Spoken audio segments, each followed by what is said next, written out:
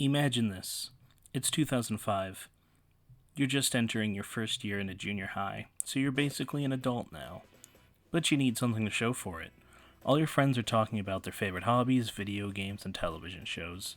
Use this as an opportunity to bring up Dragon Ball Z, the most alpha Chad, adrenaline pumping, ass kicking martial arts TV show about blasting aliens with energy beams. You and your friends begin the discourse, and despite some disagreement here and there, most of the people participating in the discussion actually have good taste and agree the show fucking slaps. There's only one issue. It concluded on Toonami in 2003 and has basically been surviving on the life support known as reruns ever since. It's becoming increasingly obvious. You can no longer base your entire personality off Dragon Ball Z anymore, and you'll have to find something else to show all the girls at school how cool you are other than shooting ki blasts. At that exact moment, one of your friends says something that'll change your life forever. Is anyone going to check out Naruto? It's this cool ninja show that's going to start airing soon. So, time marches on, and slowly but surely, you and all your friends hop on the bandwagon and become absorbed by this new show. You even use some of your meager allowance to purchase some DVDs, merch, and Naruto comic books, or as the cool kids who know how to read right to left call them, manga. A year goes by and you and your friends are all having a sleepover. You and your closest mates are bonding over a foy of Super Smash Bros. Melee. Everyone is high off consuming family-sized Totino's pizza rolls and dangerously close to hitting a caffeine overdose from Mountain Dew. As the time nears the hour of midnight, you're close to winning a game of Yu-Gi-Oh! By firing an expertly timed wave motion cannon to play around your opponent playing 2 copies of Marauding Captain to lock you out of attacking. When your friend's mom declares it's time for bed.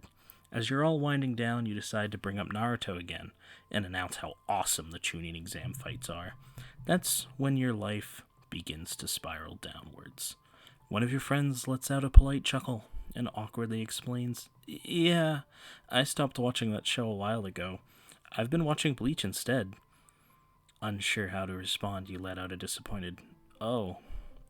But then turn to your other friends, eager to hear them reassure you that Gaara vs. Rock Lee was probably the peak of existence so far. But then one of your friends scratches the back of his head and just says, "Yeah, I've actually been reading One Piece instead. The manga's really good." And then, as if to fire the killing blow, your last friend turns to you and says, "I don't watch cartoons anymore." At this moment, you feel sick. Your stomach turns. How could this happen? How can I be surrounded by people who have slightly different lifestyles and opinions than me? You now understand how Naruto must have felt the moment of Sasuke's betrayal. As you turn in for the night, you stare at the ceiling, unable to pass out as the once warm comfort of friends has turned into cold, mysterious strangers.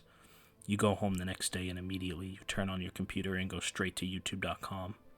There you find some level of comfort in your playlist of Linkin Park Naruto AMVs. Truly, you are caught in the undertow, and as you shed a tear and feel your body begin to numb, you know for certain, childhood is officially over. Anyway, now that I've gotten that only slightly exaggerated story out of the way, I can get to the main point of this video. A discussion revolving around the legacy and importance of the Big Three. I was inspired to make this video because despite the fact that we're actually well past the age that was dominated by the Big Three, their legacy can still be felt and is largely discussed online today. However, I feel that I've noticed a lot of misconceptions regarding the discussion, and while some of the topic has room for subjective takes, I wanted to at least correct some of the most common misconceptions I see online. Anyway, without further ado, let's get right into the meat and potatoes of this topic. The Big Three refers to the following 3 anime: One Piece, Naruto, and Bleach. These 3 anime share a lot of similarities, most notably that they all soared in popularity worldwide in the mid-2000s. An important distinction to make here is that while these series, most notably One Piece and Naruto, might have existed well before the mid-2000s, and they also might have had large popularity in Japan or some other areas of the world, it simply wasn't until the mid-2000s that all 3 of these shows garnered a massive worldwide audience. I think one of the most common misconceptions I see online that I want to get out of the way is that Dragon Ball and Dragon Ball Z should be part of the Big Three, or that it should be retroactively renamed the Big Four. I personally have always believed that this notion represents a fundamental misunderstanding of how the Big Three came to be so popular to begin with. Dragon Ball was originally published in the 1980s in the Shonen Jump magazine, where it reigned supreme and uncontested as a titan of the manga industry for over 10 years. When it finally concluded, it left some heavy shoes for Shonen Jump to fill, and they were eager to find a series that could replicate its success and do so by being a long-running series that could last for more than a decade, like its predecessor before it. It's worth noting that I only bring this up as a precursor to what would ultimately establish the Big Three, because when you view what was popular from Shonen Jump from the late 90s to mid-2000s, you have a much larger picture than just these three. While you still have One Piece, Naruto, and Bleach, you also have Hunter x Hunter, Yu-Gi-Oh!, JoJo's, Shaman King, and many other manga that were big during this time period. So, let's discuss the other factors that would cement the specific three shows as the iconic Big Three. And the next factor is that these shows didn't just fill in Dragon Ball's shoes once, but twice. The first is, as I've just brought up, many manga trying to capture the success of Dragon Ball after it concluded in the 90s. But for many of us growing up, we probably were not as familiar with manga in the late 90s and early 2000s as we are today. So when Dragon Ball Z ended in late 2003, whether we were actively seeking it out or subconsciously seeking it out, we all wanted a new show that could scratch a similar itch. It's worth noting for this part of the video, I am largely speaking from personal experience and perspective, so a lot of this information is from the perspective of someone living in the United States during this time period. A lot of us living in the States watched our favorite shows on Cartoon Network, and a lot of us would be introduced to what we now know as anime during the television programming blocks such as Toonami or Adult Swim.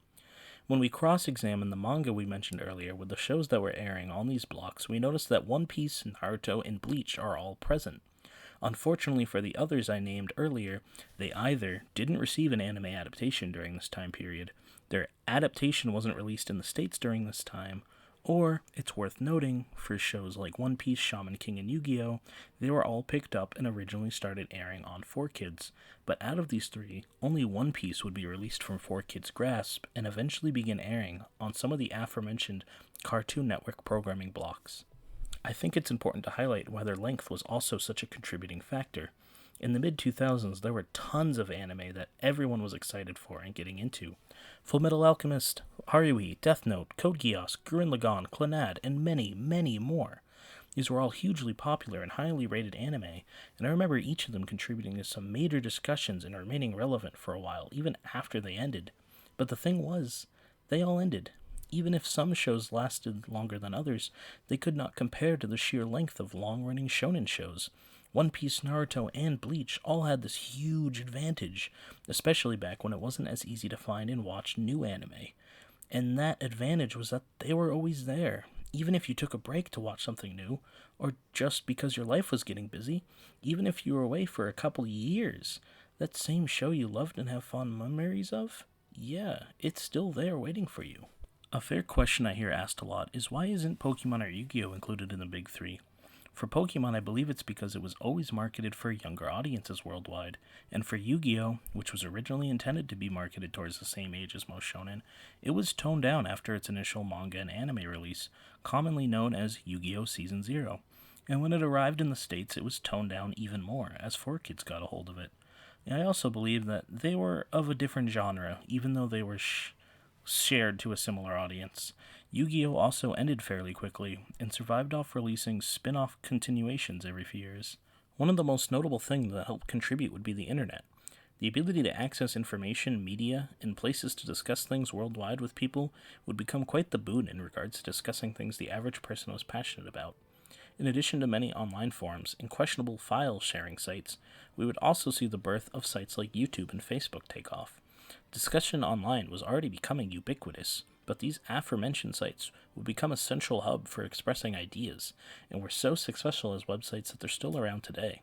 The timing of these two websites coming out, I believe, really helped cement these already huge anime series. With the advent of YouTubes, anyone could find Linkin Park AMVs of their favorite anime series. Additionally, it seemed that it was around this time that not only were people declaring their undying affection for their favorite series, but denouncing at least one, if not both of the others. It was almost an unwritten rule back then that if you loved one, you had to hate the others. I recall many different conversations would somehow derail when he talked about one of the big three. You would start out talking about Naruto, but then end up talking about how one of you hates Bleach or One Piece. There is even an AMV I remember watching a lot growing up, a Rock Lee tribute with the song Remember the Name by Fort Minor.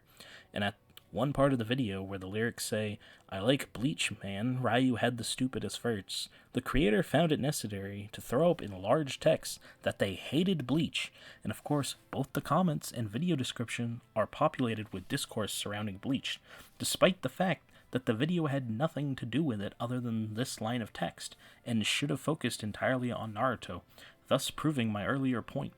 The fact that bringing up even one of the big three would inevitably invite conversation of the other two would create a feedback loop. Even if you didn't know what Bleach or One Piece was, as long as you liked Naruto, you were inevitably going to hear about them. The worst position to be in, though, would have been if you hadn't seen any of them and you wanted to get into them. So you would ask your friends which one you can start with and realize you've somehow triggered an argument even more controversial than which Gen 1 Pokemon starter is the best. It's Squirtle, by the way. I think it's important to discuss their similarities and differences, which also contribute to their success and popularity. As mentioned earlier, these are all long-running battle shonen with lots of similar themes like friendship, training to grow stronger, and protecting the things that are important to you. Of course, as one would expect, each of these have a different way of differentiating themselves and standing out, hence why so many people were so adamant about defending their favorites. Naruto thrives off symbolism and inherited will. It draws a lot of parallels between characters and their mentors, or things that inspired them. Fights often contain some sort of metaphor, further exemplified by Naruto's iconic Talk no Jutsu. Bleach has some of the strongest character designs, both in their general design and fashion sense. I've always felt it makes the strongest impression as a first glance, and even though I personally find it the weakest story-wise, it has some of the best fights, and a lot of the characters manage to avoid some of the most repetitive shonen tropes. One Piece was the one I avoided the longest time, because at a glance it seemed the least appealing. Some of the character designs felt a little too goofy. Both the 4Kids dub and even the Funimation dub didn't really sell me on the characters or the world. However, when I finally did get into the series by watching it subbed and checking out the manga, I realized that this was, for me, my favorite out of the three, and the previously lame designs actually became some of my favorites. I personally feel its early fights might not be as flashy as the other two, but it manages to correct this later on. The character chemistry and world building are a masterclass in writing, and the way Oda foreshadows and waits to drop some of the biggest plot twists is astounding. The fact that something brought up in chapter 102 can be the reason a character joins in chapter 489 is insane patience for an author, and the payoff is always worth it. I could talk about each of these series for an hours at a time, but that's for another video. For now, I just want to get across that each of these deliver exceptional experiences that aren't easily found elsewhere, so their popularity was very well deserved. So that concludes my discussion for the big three. The title doesn't mean that they're the best shows ever. That's always been subjective, especially with issues such as massive amounts of filler and limited budget. Both issues derived from the stress of constantly airing. It's hard to really say any of these shows are a masterclass of what anime has to offer, even if One Piece is my favorite show of all time. However, they are all adaptations of some of the greatest shonen masterpieces. Like Dragon Ball before it, they each left behind a legacy that authors of today have been touched and inspired by to go forth and tell their own stories. They once soared to the top of popularity, and even by today's standards are titans in the anime manga industry. And for many, whether you've outgrown them or still consider yourselves a fan like me, they're a large contributing factor for what inspired us to be anime fans. I personally think that with the anime and manga industry being what it is today, it is a fool's errand to try and establish a new big three. But some people like to use the term to identify what they consider the most popular series of today. And I think that also shows what a lasting effect the big three had, even if I don't particularly care to try and continue its legacy into a new generation. For me, I just want to honor and respect the shows I grew up with and still enjoy today, and understand the historical impact it had worldwide. This has been Anime Bar Lounge. Thanks for watching.